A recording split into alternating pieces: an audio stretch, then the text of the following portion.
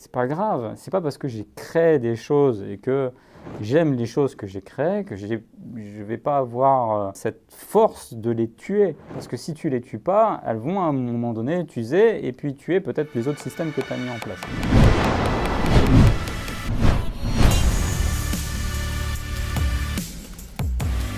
L'investissement bureau, évidemment, il a été impacté à cause du Covid.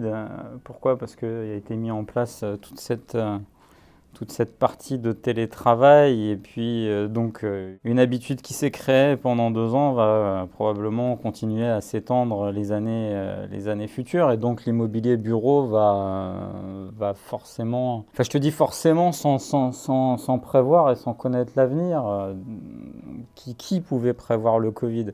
En fait, je ne fonctionne pas comme un analyste, ni comme entre guillemets, un prévoyant. Allez, dans les années à venir, etc., etc., il va se passer ça, donc je vais pouvoir investir comme ça.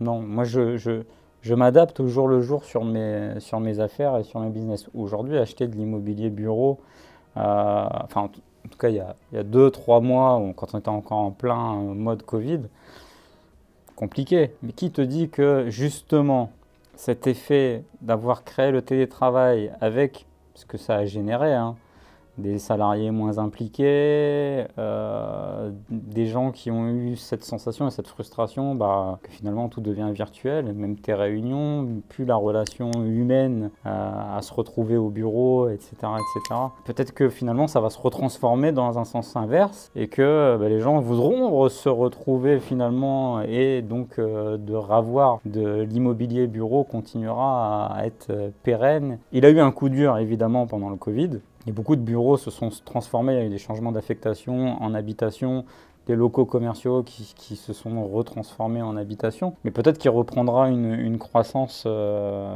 différente, peut-être même plus tôt que prévu dans les semaines, les années à venir. En fait, moi, je pars du postulat que je m'adapte. Aujourd'hui, c'est pas un truc sur lequel je mise.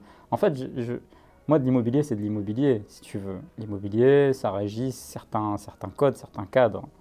Tout d'abord l'emplacement, le prix, la valeur marché, etc. etc. Des cadres entre guillemets primaires. Après, si demain moi j'ai des locaux commerciaux, j'ai des bureaux. Aujourd'hui, ils sont loués. Si demain c'était amené à se tendre, on change l'affectation et puis on s'adapte. En fait, c'est ce que je répète depuis tout le temps, c'est-à-dire juste d'être fluide en fait. Tu dois être un champion d'aïkido dans les affaires et dans l'investissement, c'est-à-dire il faut t'adapter à chaque fois, à chaque situation quand elle évolue. Faire le Nostradamus sur les évolutions économiques, moi je laisse ça aux économistes, je ne suis pas un économiste. Et regarde, l'idée même, elle est très flagrante. J'achète un hôtel, 15 jours après, on est en Covid. C'est pas de peau.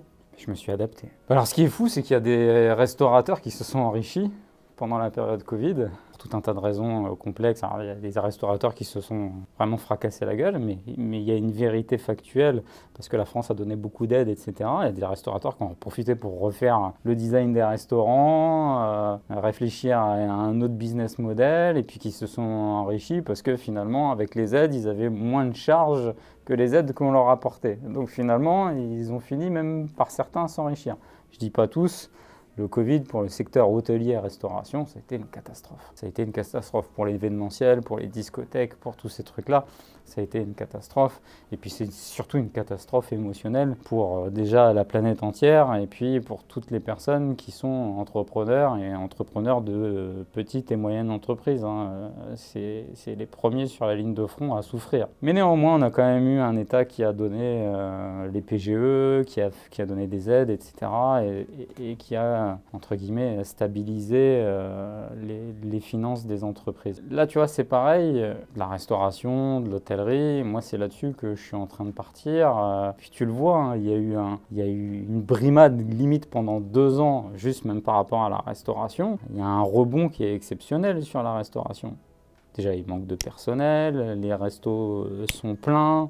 Les gens ont besoin de se retrouver. Le président de la République qui avait dit on est en guerre, finalement, tu as l'impression que là, retrouver entre guillemets une période de sortie Covid, tu as l'impression d'être sur une vie, tu sais, après-guerre. où les gens, viens, on a besoin de se voir, de se rencontrer, de voir des personnes physiquement, d'aller au restaurant, d'aller dormir dans des hôtels. Là, tu vois, on est dans un bel hôtel. C'est des besoins que moi j'ai ressentis, c'est des besoins que beaucoup de gens ressentent. Donc c'est des marchés qui sont archi porteurs. Aujourd'hui, tu regardes que la priorité, par exemple, des Chinois actuellement, c'est de penser et repenser le monde hôtelier et de réinvestir absolument sur ce secteur d'activité. Tu te dis qu'il y a quelque chose à faire dans cette activité. Et comme tout, il faut s'adapter. Il y a des périodes de creux, il y a des périodes que tu ne peux pas maîtriser. Le Covid, on n'a pas pu le maîtriser. Donc c'est justement quelque chose qui doit faire écho même à ton business. Il y a des choses que tu ne peux pas maîtriser. Il faut accepter aussi cette chose que peu d'entrepreneurs ont. Si un business ne marche pas, c'est pas grave. Il faut le tuer. Il ne faut pas s'acharner. Si ça prend pas, ça marche pas, il faut le tuer, puis il faut refaire autre chose. Il faut s'adapter pour un autre produit, quelque chose d'autre. Je vois tellement d'entrepreneurs s'acharner sur un truc parce que c'est leur, entre guillemets, leur passion. Mais tu es entrepreneur pour faire quelque chose qui t'anime par passion ou tu es entrepreneur pour gagner de l'argent. Tu vois, il y a une grande différence. Il y aura tous les mecs adeptes au développement personnel qui vont mettre des commentaires sous la vidéo en disant « mais non, il faut faire quelque chose que tu aimes, etc. » Non, moi je fais pas que des choses que j'aime.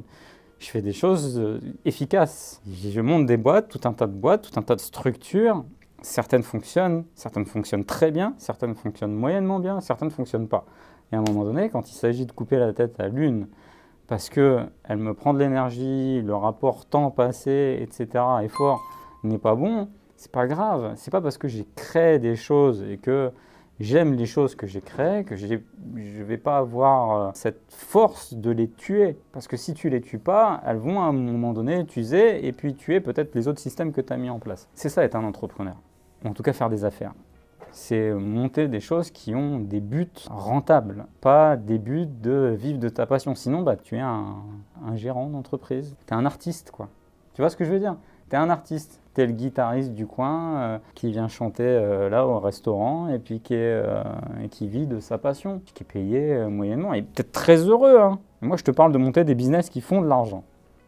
C'est pas du tout la même chose. Donc si l'immobilier bureau fonctionne, il faut y aller au moment où il fonctionne. S'il ne fonctionne plus, c'est même comme la fiscalité. Tu as des fiscalités, la fiscalité en France, elle bouge souvent. Au gré des lois, au gré des lobbies. Tu vois, par exemple, sur la location courte durée, les choses ont changé.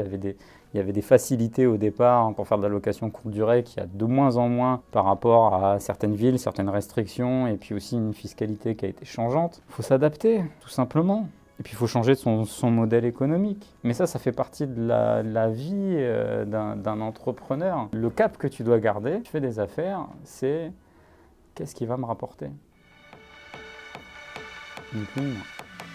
Si cette vidéo t'a plu, n'hésite pas à la liker, à la partager, à la commenter et également abonne-toi à ma chaîne. Tu peux aussi visionner d'autres vidéos juste ici et je te dis à très bientôt.